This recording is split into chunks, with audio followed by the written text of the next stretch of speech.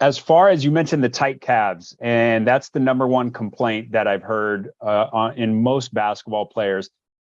What are we doing about tight calves? Are you going to do direct stretching, or do we think about it as like a center of gravity issue? Do we need to make changes upstream? Where do you go with that? Yeah, so there's a couple different ways that I will approach it.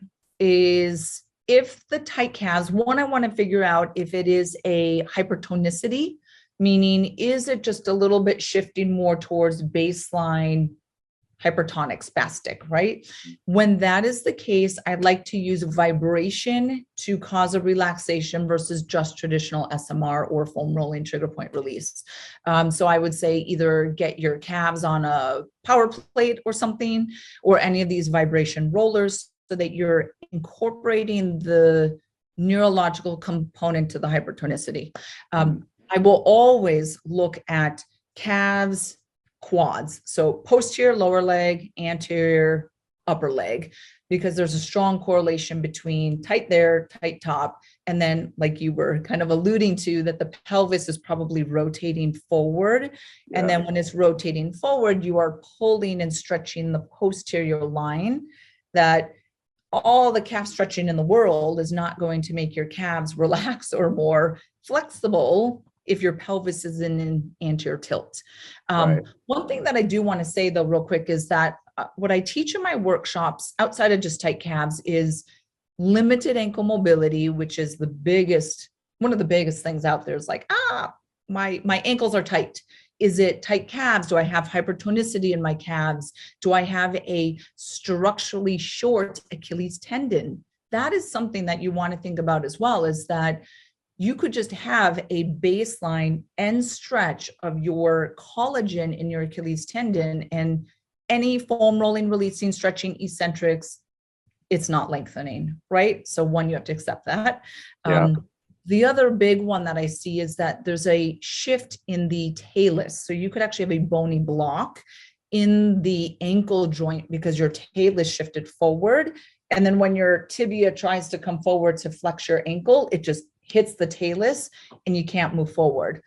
The way that typically presents, little bit side tangent, I do apologize, would be more like an anterior lower leg hypertonicity, because they're trying to pull the tibia forward when they're flexing the ankle. So that's kind of some of the other ones that I see. So any tight calves, I have to investigate a little bit more down. Yeah, you make a good point about the structurally short Achilles, because I think everybody is so obsessed with ankle range of motion, and it is important for a basketball player to be able to drop the shin and produce horizontal force. And people just obsess over it, but I have seen people flaring up some plantar fasciitis and some Achilles pain by just jamming the ankle dorsiflexion, trying to get it more and more, or just driving the knee as far over the toe as they can and doing that too often. It's like, it might not be a soleus problem, right? It might actually be a structurally tight Achilles.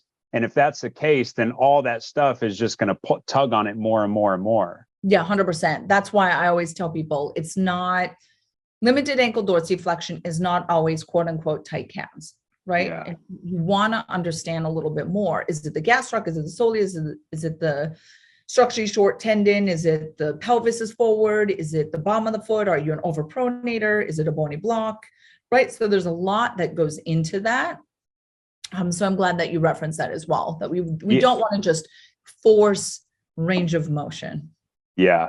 Is there any way for like people at home to do like a quick, easy test to find out if they have that structurally short Achilles?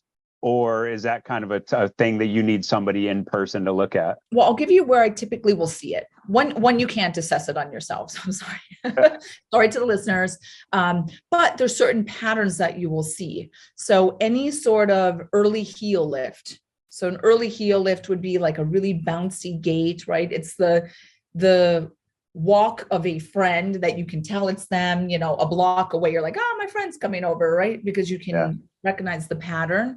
So that early heel lift, anytime I see an early heel lift in my office, I ask if they were toe walkers as children. Like at any point, did you toe walk as a child, right? Even as for a year, and then you kind of leveled out. That often will signify also that it is a structurally short Achilles tendon. Sometimes people will say, I can't be barefoot. Like, love minimal shoes, but it just like hurts my feet, the bottom of the foot and the back of the heel to be totally barefoot. Typically that will kind of reference that as well, that they need a little bit of a drop.